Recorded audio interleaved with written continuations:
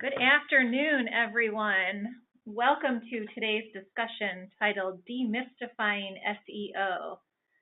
A business cannot stay relevant in today's digital world without an online presence. However, a business could have the most beautiful, relevant website in the world, but none of that would matter if people can't find it when they type in a search on the web.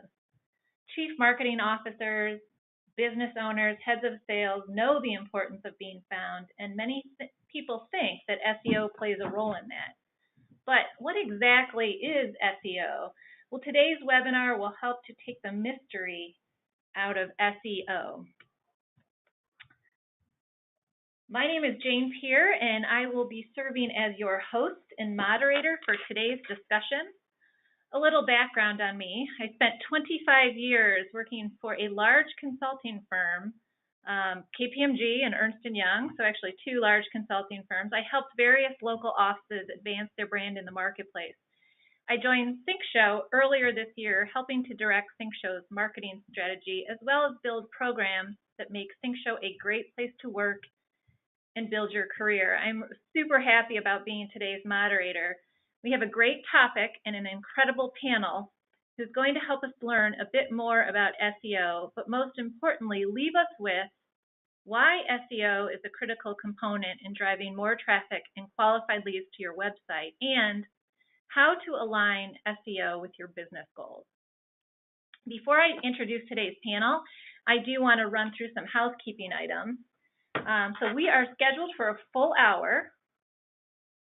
And we're hoping to use the entire time. However, we expect our discussion to run closer to 45 minutes, giving us ample time for questions. So tips on using this webinar tool. During this presentation, feel free to enter questions in the question box. So you're going to see it's called a GoToWebinar control panel, and that's going to be on the side of your screen. If for whatever reason you cannot see the presentation or hear us, please let us know by clicking the hand raise icon on your control panel. So maybe just to test it out, go ahead and raise your hand.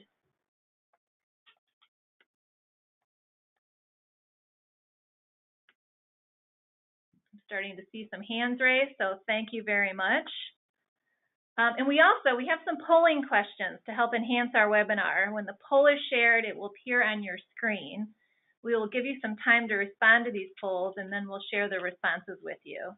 And lastly, just to let everyone know, we will email you a link to the recorded version and the downloadable PDF of the presentation shortly after today's webinar. And with that, I would like to introduce our panelists. First, we have Jen Garvin. Jen is a senior SEO strategist at ThinkShow. She's been focused in SEO for the past 8 years. Jen got into SEO after starting her own blog for fun and wanting to learn more about how and why certain websites show up for certain search terms. What fascinates Jen most about SEO is that it is always evolving. There's no static formula to SEO. You're always thinking and always on your toes. Welcome, Jen. Thanks, Jane. I'm happy to be here. Next, we have Cassie. Cassie is an SEO specialist at ThinkShow. In addition to helping our clients get found online, she also monitors their SEO presence on a daily basis, making sure they continue to get found. Cassie first entered the SEO scene about 2 years ago during her role as a digital marketing specialist. She was drawn to SEO in particular because it's always changing and so different for every client. In fact, she says, what we do for some clients may not work for others. We always need to have multiple strategies on hand to test. Welcome, Cassie. Thank you. And next we have Jazz. Jazz is an account coordinator also with ThinkShow. She executes broad-based digital marketing strategies, but has a passion for SEO. In fact, when Jazz worked at another agency, she wanted to learn more about the science behind Google's rankings, so she transferred to their SEO department. According to Jazz, she's fascinated by SEO because there is never a yes or no answer. Everything is strategy-based and requires endless trial and error. It feels good to solve problems, and that is what SEO does. Welcome, Jazz. Thank you. Excited to get started. And now we have our first polling question. So we are going to launch that question. In what capacity are you here today? You can select one of the following. You should see a box pop up on your screen. Marketing, sales, maybe you're the CEO or a business owner, or there's others. So you're going to want to check one of those boxes and hit submit.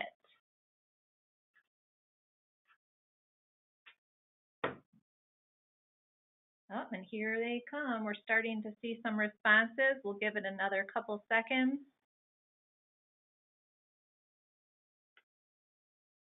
Okay, we can go ahead and show those results.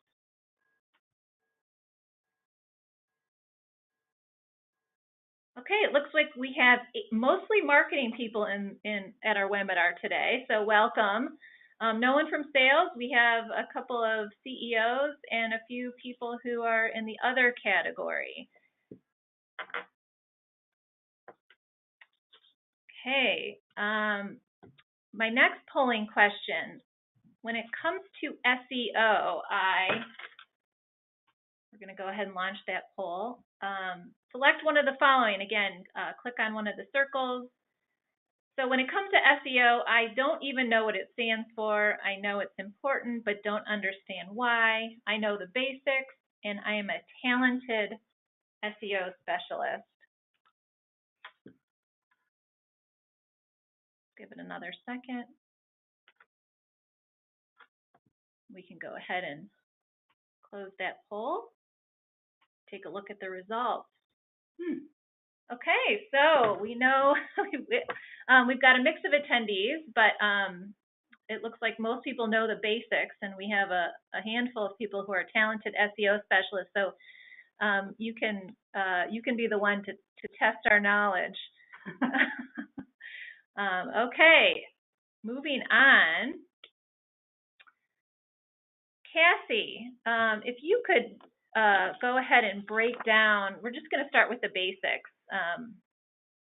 So first, I'm going to ask Cassie to tell us some of the basics, and then I'm going to move over to Jen, who's going to compare to SEO to something I think we can relate to. It will really help put some color around what SEO is. So my first question is to Cassie.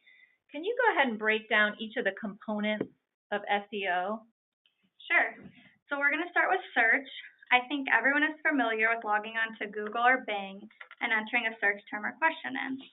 Any of these sites then use computer-generated algorithms to give you the most appropriate results tied to your search term or question. Another main component of search is the search engine. Google, for example, is the most widely used search engine. These search engines use computer programs called crawlers to explore the web, and when they do this, they're actually recording everything into databases or indexes. When they're crawling, they're looking for things like keyword density, or how many times a word shows up on a page, and also meta tags to understand what your content or your overall website is about. Another term you might hear us use today is optimization. This is where you tailor your content for these search engines so that users can find you. Optimizing your content helps you rank higher in the search results. That's right. In fact, search engines are really working for their searchers, not as much for marketers. However, in order for marketers to rank, they also have to be working for the searcher, just like Google is. As we all know, Google is number one, and in order to remain number one, they have to rank things that searchers find interesting and relevant to their search queries. If you have good content and information that's valuable, the search engines will definitely ensure that you'll be found. With that being said, Google's algorithm is constantly changing. So if you're ranking number one right now, you might not be number one forever. That's why it's important to be monitoring your content and optimizing as needed. Well, good to know. Thank you, Jazz. Cassie, I do want to go back to something you said. You mentioned optimization. We know people type in words and do a search, and well, before I've done all these searches, these engines have cataloged these terms and questions, but explain the optimization part of SEO and where that comes into play. Sure. So we mentioned how programs crawl your website. To make it easier for search engines to crawl your website, you should have a sitemap and a robots.txt file. Sitemaps lists all of the URLs on your website, while the robot.txt file tells the crawlers which pages they should be focusing on and which pages to omit. For example, on the Sync Show website, we have a form where people can submit their information, and when someone submits a form, they will get a thank you page after they hit submit. So we don't want search engines to index those thank you pages because we wouldn't want them to rank within the search engines. So what we'll do is indicate in the robots.txt that Google doesn't need to crawl those pages. Interesting. You can't always tell by first glance if a website is going to be optimized for search. Many of our clients come to us with beautifully designed websites. However, just because it looks nice doesn't mean that it's optimized for search. Whether you're hiring a website designer or just using a free website building software, it's important to always keep SEO top of mind.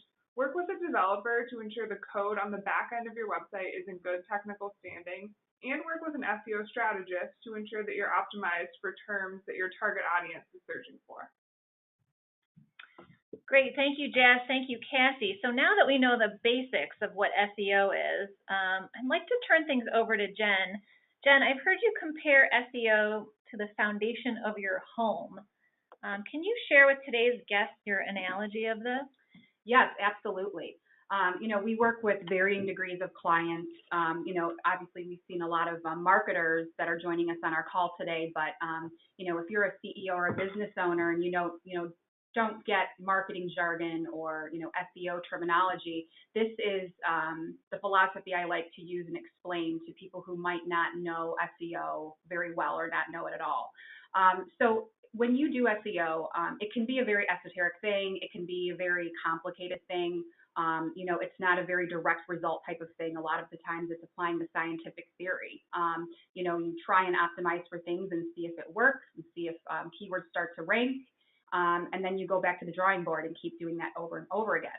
But to kind of break it down and simplify it, SEO, if you do 3 things well, you're going to do well in SEO. And the 3 main components of your website and doing SEO are technical, on-site, and off-site. So going back to the house analogy, if you were to compare your website to that of a house, your technical stuff, that is the stuff usually that you would hire an SEO strategist or a web development team, somebody with more of those techie skills to handle. So when you're thinking of technical, it's all that stuff behind your website on the back end that people can't see. It's your site speed, it's the code, it's everything that makes up what people actually see. So, your technical on your website is kind of like the plumbing or the electrical in your house, or even like your foundation, like the foundation of your basement. And just like with a website, every house has to be built on a really good foundation. If not, you're going to run into serious problems down the road. And I would say technical too, out of the 3 components. I don't want to say it's the most important, but it really is quite literally the foundation of your website, just like it would be the foundation of your home. You can't really move forward. You can decorate a house all you want, but if you don't have a good foundation, it's going to be really hard to see success. So the second component is your on-site. So that is, your images, the videos, the words, the paragraphs, the links, your main navigation. That's everything people who visit your website can actually see and digest. So just like, again, with a house, your on-site is your decor, it's your furniture, it's your paint color, it's everything that makes things inviting. It's your appliances. It just makes your house, warm, inviting, whereas the technical stuff actually makes your house function. The third component is off-site, and this is where I usually get the most amount of questions. And for those on the phone who are, marketers or are, talented SEO folks, collectively, I know that this is, one of the most challenging aspects of SEO, but it's also probably a very important one, if not one of the most important things of Google's algorithm, is your off-site. So your off-site is the way Google looks at websites as authority in a space. So say you sell blue widgets, and that's, a thing. How is Google supposed to know that you, as a blue widget seller, are an authority in the blue widget space? You know your stuff. One of the ways it tracks that is other websites out there whether it be blogs or other companies that are linking back to your site. So that are somewhat in your industry, that have something to do with the products that you're selling. And really what that is a vote of confidence to Google. So the more relevant and quality websites that are linking back to you, the better. So that's your offsite is kind of like your overall curb appeal. It's your property value. You know, the big thing about real estate is, you know, location. So it's kind of like you are who you hang with. So, you know, if your house is in a really good location, and flip that to your website, if your website is quote unquote in a good neighborhood and it has more authoritative and relatable websites linking back to it, Google's going to favor you and it's going to consider you higher authority. So you're going to more likely rank better for, you know, the keywords that you are trying to optimize for, or the products or services that you sell. How did I do? Did I? Great, thank you. So is it safe to say that without a good foundation, you are sunk? Yeah, I mean, you know, digital decay is definitely a thing, and especially, you know, how quickly, you know, technology moves. And if you look at this picture of the house, you know, regular maintenance is totally a thing. And, you know, to kind of take the sexy out of SEO, you know, there's definitely maintenance that has to be done with your website. And just like, you know, getting your teeth cleaned and getting your oil changed on your car, or, you know, just having regular, you know, maintenance on your home, you know, if you don't do that, or if you don't have somebody checking on things for you, yeah, your website can really suffer over time. Well, thank you for that. Okay, so it's time for another polling question before we get to the how to implement SEO and some of the tools to use. So if we can go ahead, and here we are. If we invested in SEO, my company leadership would expect to see results in a few weeks, 3 to 6 months, 6 to 12 months, and we have no expectations.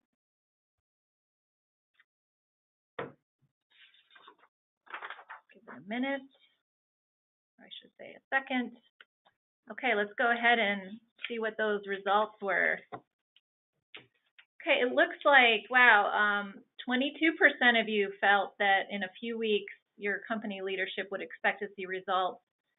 67% 3 to 6 months, 11% 6 to 12 months, and I'm glad to see that none of you have absolutely no expectations. So that's very good. I think that's a good. I mean, 3 to 6 months is, and 6 to 12, I think is a reasonable amount of time. A few weeks, you know, I definitely have clients who have had those expectations of, you know, wanting to see results right away. I think that one of the interesting things about SEO is, you know, it's different than, you know, putting paid dollars towards a campaign. So if you think about, you know, display advertising or PPC, you know, you're putting a certain budget towards your marketing and you're able to see results, whereas SEO is much more of a long-term game. And, you know, it takes longer. And when I, you know, explain to clients who, you know, are really wanting to see things, you know, more quickly, the way I explain SEO is, you know, if you were to look at your traffic or your keyword rankings, you really want to almost look at your traffic as you would your investment portfolio. If you go month to month, you know, you're going to see a lot of ups and downs. But if you take a scale back and look over, you know, the course of a year or 2 years or 3 years, you know, if things are trending upward, then you're in a good spot. So SEO is definitely like, it's like a long-term play. But there certainly are things that maybe we can get into a little bit later. There are some low-hanging fruit and some quick wins we can do, or you can apply, you know, to get things moving. Yeah, and I actually have a question for Jazz, a follow-on question. Like, if you wanted to see, you know, results right away, what would be one of the first steps you'd take? Yeah, absolutely. So like Jen touched on, you know, for better or for worse, SEO is a long game. It's full of a lot of trial and error. But one thing that you can do to expedite this process is once you implement changes to your website, you should immediately submit this URL to Google Search Console. You should have Google Search Console set up with your website, and you can submit any new URLs that you create, whether that be a new page, a new blog post. You can submit them to Google to crawl. And that expedites the process so that Google can see it quicker. It's kind of on its to-do list as a page that needs to be crawled and indexed on their site. After the change is implemented, like Jen said, on average, you usually won't see results for about 3 to 6 months. But of course, that being said, some of our clients do see results sooner.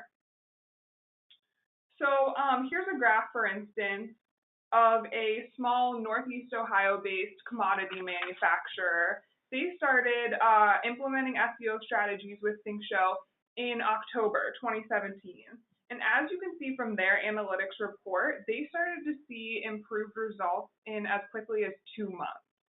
So again, it really varies. We do have success stories like this, and then we do have times when it takes a little bit more time. And a lot of that depends on your industry, your competition, and we'll get into a few more of those metrics here in a little bit. Great, thank you, Jazz. Okay, so we know SEO is important. We know how the search engines work to help get you found. It's true that Google and other search engines want the most relevant and highest quality results, but they also want popularity. So I love this quote here by Wendy Pearsall, who is a known online media publisher and entrepreneur. And in fact, if you Google her, I think she's popular in the mommy blogging world. She's been featured on the Today Show and featured in entrepreneur.com. So I guess a question to our panelists, reactions on this quote, or actually, let me phrase it another way. I've heard people say they Googled a key search term related to their business and their company didn't show up. You know, why is that? How can you become popular? What do you do to improve your results? This is Jen. Yeah, I can definitely take this one, and I hear this a lot with clients. You know, Google does its best to know what your website is all about, but it's not a guarantee that you will immediately rank number one for what you want to rank for. You know, in the grand scheme of things, Google it's a teenager. I mean, it hasn't been around that long, and as our technology changes and as our society changes, you know, Google is trying to change along with that, and that's why, you know, there's updates that are made to Google's algorithm constantly, because what Google is doing is it's trying to understand what people want and what they're searching for, and it's just updating itself according to what people want and what people need. You know, going back to, you know, I put something in and you know, my company didn't come up. There are more than 50,000 search queries that happen on Google per minute. And again, you know, Google's doing its best to, you know, sort through all of that data and all those queries and give people the most relevant results it can.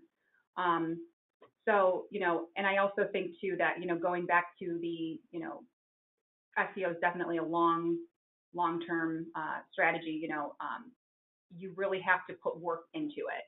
It's not like a one-time thing, and it's just like, I mean, doing good SEO is just like going to the gym. I mean, you can't just go once and do something, you know, have a good workout and then expect to, you know, be Mr. Universe.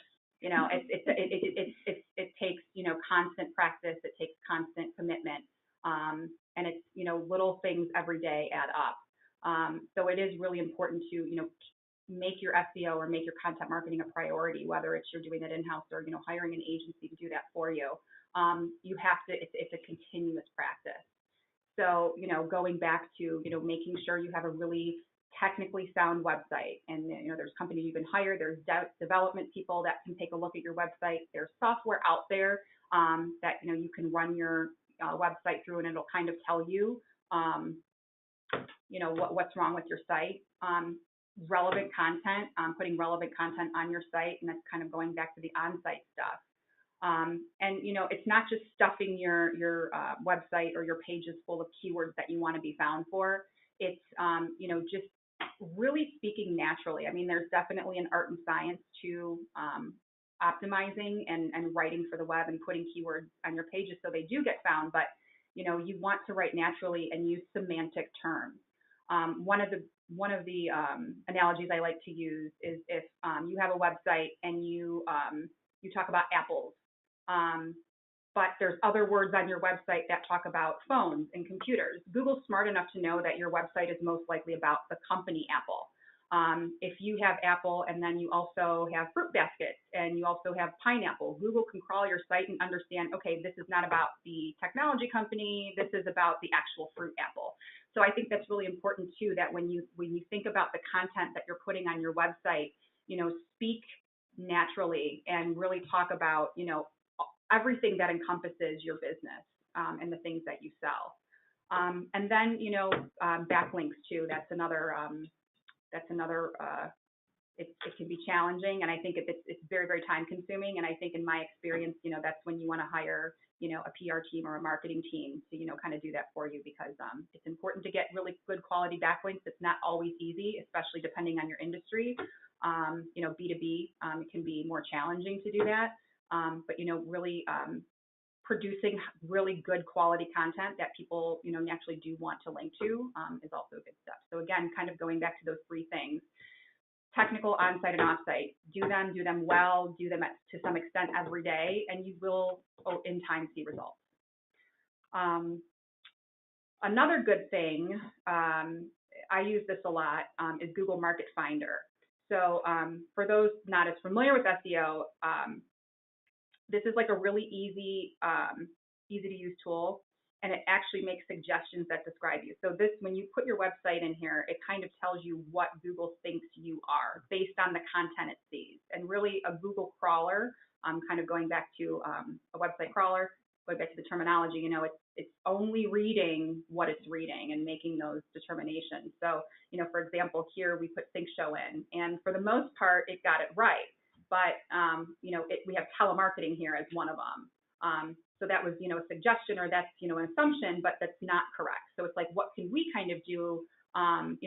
We can make that suggestion here in Google Market Finder and say, no, we're not telemarketing, but also kind of looking at our website and determining internally, okay, well, why are we showing up for telemarketing? What is it about our content that is making us, making Google think that we show up for telemarketing? So that way, our marketing team we can look at our content and maybe pivot our strategy a little bit to go in a different direction.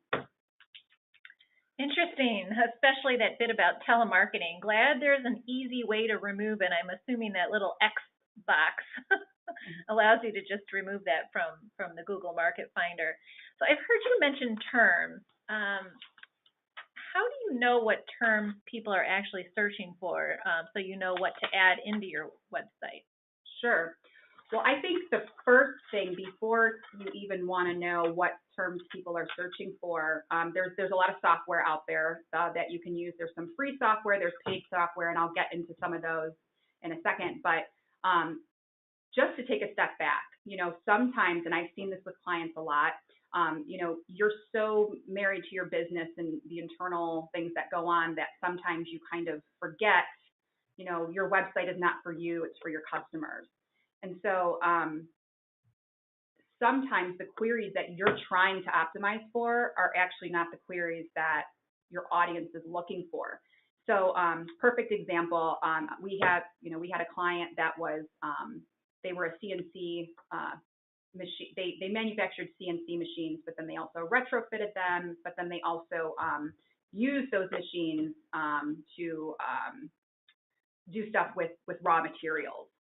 So they weren't getting the organic traffic that they were looking for, and we just kept going around and around, and we were spinning our wheels. And so I said, let me talk to your sales department. And your sales department, I'll tell you, they have such wonderful information. Always go to them, because if you think about it, they are on the front line. They are talking to your customers day in and day out. They know the terminology. They know the pain points of these customers. They know the goals. And usually you can get a wealth of information of what types of terms people are trying to search for. So just like with this client, I went to their sales team and I kept hearing the term machine shop. And so, I went back to the marketing team and I said, what is it about machine shop? And they were like, well, yeah, that's what we are, but they had never told us. So when I started doing more research and Googling machine shop actually came up. So we totally pivoted their strategy. And it was a case of, we were marketing, we were optimizing for not even the right keywords. So the first step is to make sure that the keywords that you want to optimize for are the correct ones that your audience is searching for. But then there are also, like I mentioned, sites out there that are free. Google Keyword Planner. Google Keyword Planner, you actually have to have a website, and you have to be running a PPC campaign. Google Keyword Planner is more for paid click and display advertising. So you definitely have to I think this is maybe more for the more of the advanced marketer. SEMrush, there are some free versions, but there's also paid versions of SEMrush where you can, put certain search terms in to see what people are searching for. And most of these tools, they'll give you an estimated monthly search volume. So you kind of get a feel for, how many searches are taking place per month. Google Search Console, that's another one. And this is especially good if you already have a website and you have this connected. It'll tell you, how people are finding your site. Certain, terms people are clicking on your site for. Answer the Public, that's a really fun one. If you go to that one, I use this a lot to just get content ideas. So not only does it kind of give you ideas of like what people are searching for, but it also gives you additional ideas of like, if this is a search term you want to optimize, here's some different content topics, or here's some different phrases you can kind of play with. But there's so many out there, and even if you just Google, keyword find or keyword planning, you'll find a lot more out there. There's many. Great, thank you, Jen. So speaking of keywords, now that you have the various software you can use to find out which keywords people are searching for, let's talk about the different kinds of keywords. I've heard such phrases as branded keywords and strike zone keywords. I'm going to push this question to Jazz. Jazz, what do these mean, and why is one approach more important than the other? Yeah, absolutely. So we can start with branded keywords. So branded keywords are keywords with your name in them. And it's important to rank for both branded and non-branded keywords, because then you're able to appeal to people who are familiar with your business and your brand, as well as those who aren't. So if people are searching for you by brand name, obviously you want to show up. But if people are searching for you based on their need or what you do, you want to show up for those terms as well. Ideally, we would like to rank for more non-branded keywords than branded keywords, because this will increase your awareness to those people that may not know about your business and wouldn't normally visit your website. Strike zone keywords are keywords ranking on positions 11 to 21 on Google. So those are on page 2 of the Google results. There's 10 results on each page of Google. So we call these page 2 terms strike zone keywords because we are so close to ranking on page 1 for them. So they're kind of the low-hanging fruit. So we always like to sit down with our clients and show them the keywords that they're ranking for on page 2 and ask them if any of those keywords are really relevant to their business, if they're things that their target audience would be searching for. And then those are the first ones that we go after because they're low-hanging fruit. We're really close to being on page 1 for them. And when you get on page 1, your traffic is going to skyrocket. As you all know, I'm sure everybody here has done a Google search in their life. And when do you ever click to page 2? Hardly ever. So it's always good to focus on those strike zone keywords and bump them up to page 1. It's also important when you're looking at keywords to note your competitors. So everybody has business competitors, and these are the businesses you're always watching them. But in the world of SEO, you also have keyword competitors. So for example, if you're a small business and you're selling women's work boots, you might not think of Amazon as a direct competitor. You might think of that other store down the street that's also selling work boots as your direct competitor. However, Amazon is competing with you for keywords. And Amazon is probably ranking a lot higher than a small business on these women's shoe terms. And so the small business might not consider Amazon a competitor, but technically they are a keyword competitor. So it's always important to think big picture when you're looking at your keyword list and when you're looking at your competitors. Okay, so you brought it up, Amazon. In the world of SEO, how can a small, if you could give us some more color around that, how can a small business owner compete with an Amazon using SEO strategies? Absolutely, great question. So this is where long tail keywords come in. So long tail keywords are exactly what they sound like. They're keywords that are longer than just one or two words, which is why they're called long tail. Typically they're more than 3 words. So while it might be hard for a small business to compete with the big guys like Amazon for generalized keywords like women's shoes, you can optimize your site around longer tail keywords, like things like women's durable work boots or women's shoe store in Cleveland. And you can still gain traction. So it's important to really hone in on your main keywords, but then also build those out into long tail keywords so that you have more opportunity to rank. Great, thank you. So once we know the terms people are searching for, where do we need to put them on our website? Sure. So there's a few places we want to put them on our site, and we also want to be conscious of that keyword stuffing, making sure that we're writing naturally. But there's a variety of places that they could go. One would be the header text. Another one, image alt text, because Google can't technically see images, so we can put in, with text to let them know what it is. Our meta descriptions, which show up on the Google search pages, and then also our title tags. Great, thank you. Okay, it's time for another polling question. So when communicating with customers, we generally use, and again, just click on one of the buttons. We use written content, including brochures, white papers, blogs. We use video.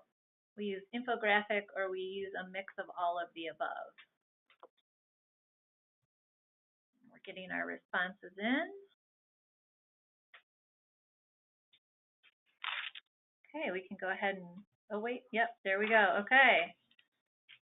Wow, so a 50-50 split. So it looks like half of you are doing mostly written content, whereas the other half of you are doing a mix of all of the above. So this kind of, we asked this question, it's relevant to our next section of our discussion.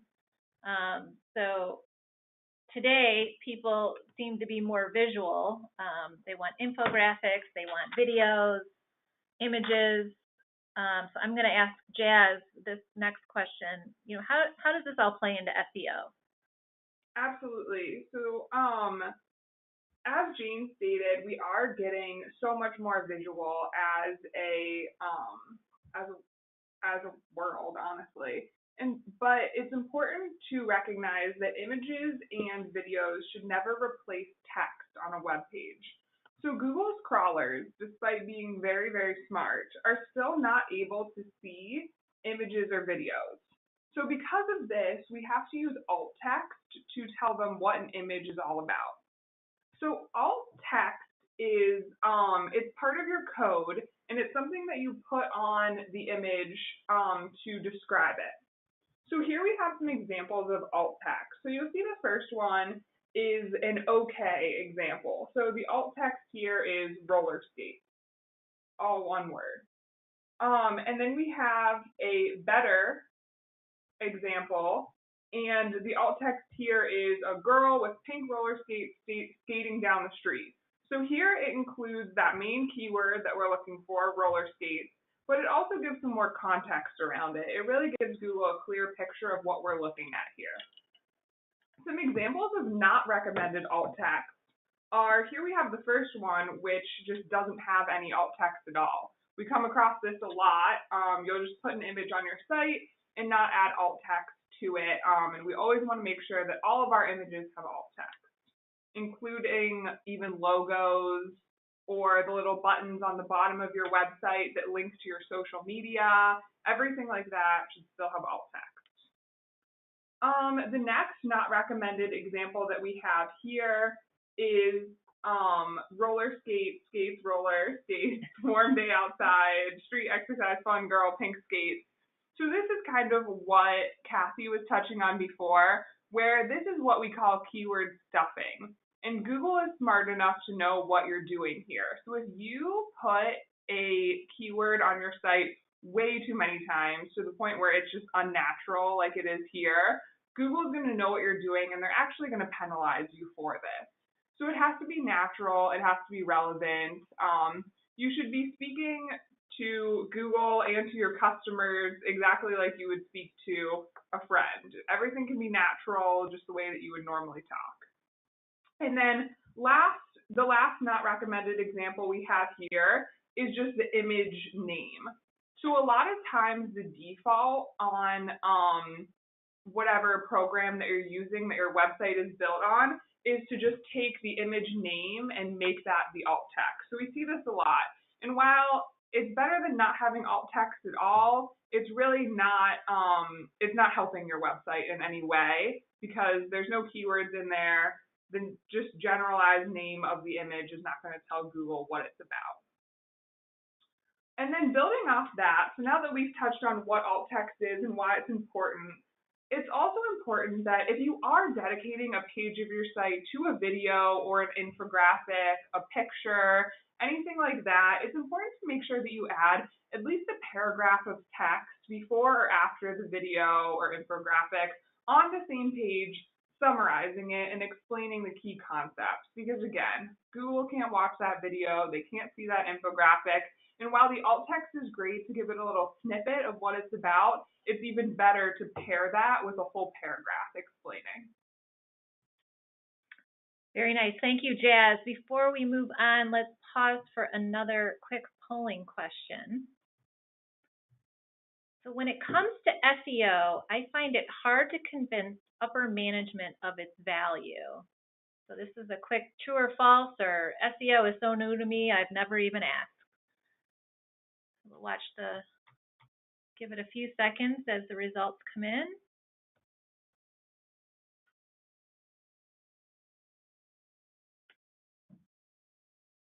Okay, we can go ahead and, wow, so another 50-50 response. So half of you, say this is a true statement. It's hard to convince the upper management that SEO is valuable, and the other half are saying it's false, that upper management is buying into SEO. So I'm going to go ahead and throw this over to the panels. What do you think of these results? Is this common?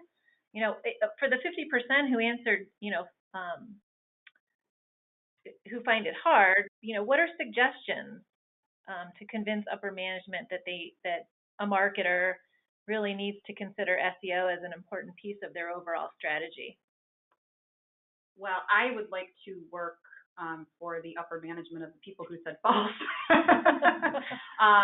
because I really don't see that often. So yeah, that's really interesting to see. I think it all comes down to education. I think again, SEO can be a very hard to explain thing, and when you don't understand something, you don't want to put dollars and cents towards it.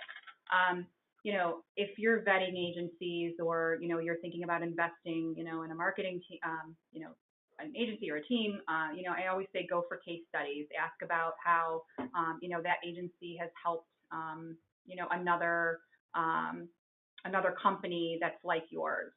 I also I think competition is a big one too. When I run into potential clients whose upper management is not ready to pull the trigger on spending money on SEO, I always like to do some general competitive data. I like to put in search terms, of what this company would be wanting to rank for, and I kind of show them, here's you're not showing up, but your competition is. So I think being able to show upper management, your competition's beating you, and they're taking a certain market share. I think that's another thing. So, case studies, proving the case, if you're a savvy, look at just the data itself, looking at, some Google Analytics or just some, data of, who is coming to your website and how it can improve. I'm not going to lie, it's a very challenging thing to do. It's probably one of the most challenging things, certainly of my job, is to convince, people who don't know how SEO works, starting out, how it's going to impact them. But, if you can convince them, 3-6 months down the road, if you have hard data, which we usually do, I feel like every reluctant executive who's come to us, who's, put some buy-in, 3-6 months down the line, is actually really happy that they did so. And, you can also, ease into it a little bit, maybe, don't have, a huge budget right away, but, maybe, kind of like a crawl, walk, run approach. But I think executives are, scared because, marketing dollars traditionally, you spend a ton of money on like one commercial or one campaign, whereas, your marketing dollars, for SEO, they can be spread out month over month over month. And just like, again, the gym analogy, it's like a gym membership. You want to use that gym membership and tone your website up, if you will. So. Great. Well, thank you. And finally, I've got another question for Cassie. What are some quick wins to increase my site's SEO? Sure. So our first one falls under that technical category, and it's to make sure your site is secure. So we can tell if sites are secure by their URL. If your URL has HTTPS in front of it, then we know it's secure. And if your site is not secure, you can work with your developer or your website company to purchase an SSL certificate. The second one is to make sure your site is mobile friendly. Mobile is becoming huge. Everybody's searching things on their phone. Google provides us with a mobile friendly testing tool that we can use to make sure your site is mobile friendly, which we have up here on the screen. It's search.google.com/test mobile friendly. And then you can also set up your site with Google Search Console. So as we mentioned earlier, Google Search Console gives us access to data. And if you make any major page updates, you can easily submit your URL to be crawled by Google faster than it normally would. Great, thank you. And now that we understand the what, why, and how of SEO, Jazz, can you summarize why this is so important to your business strategy? Yeah, absolutely. So in addition to providing just an overall better user experience and increasing your brand awareness, once people are coming to you and they're coming to your site, you learn a lot about your customer base. And a lot of this can be tapped into using a tool called Google Analytics. So every website should have Google Analytics set up on it. It's a free tool and it allows you to track a lot of valuable information about your website visitors. So using Google Analytics, you can find out things like what browser your audience uses, their geographic location, how much time they're spending reading your site content, which pages are causing them to exit the site, and more. So using this information, you can adjust your advertising and your content strategy to determine new go-forward strategies based on facts rather than just your guesses about your customer base and your potential target audience. So for instance, if you log into Google Analytics and you find that many of your website visitors are coming from mobile, you might want to invest in an app. If you find that people are visiting your service pages and immediately exiting the site, you might want to take a deep dive into that page's content and make it more engaging, or see why people feel that maybe they were led astray. Maybe you're ranking for something that isn't really what you do, so when people land on this page, they're thinking to themselves, oh, never mind, and they immediately exit. So the better you know your customers, the better product or service you can provide, and then in turn, the higher the return on your investment.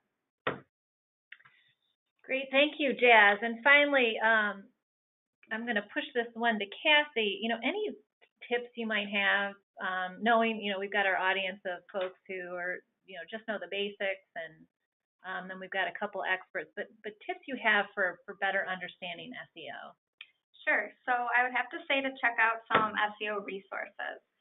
Here on this slide contains some of our favorites, and you can sign up for newsletters to receive daily SEO updates, which is super helpful.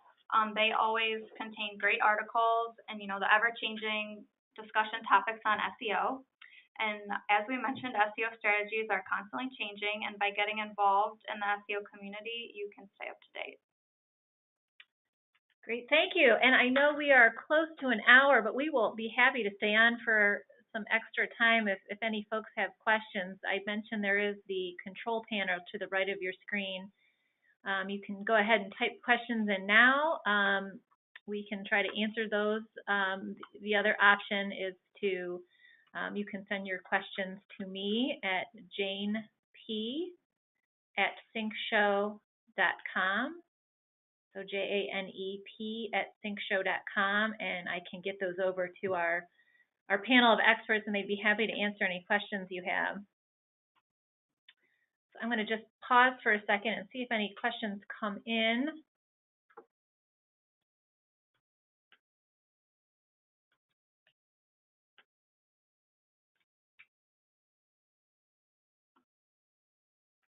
Okay, I am seeing none. So maybe that means we answered all of your questions in the last hour. So thank you for staying with us. I do have one final polling question. You can help us out and tell us how we did.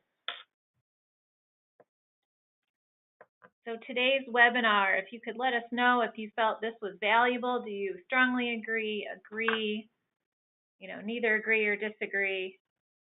Do you disagree or you strongly disagree? Our feelings will not be hurt. Okay, thank you. I think we could go ahead and post this result.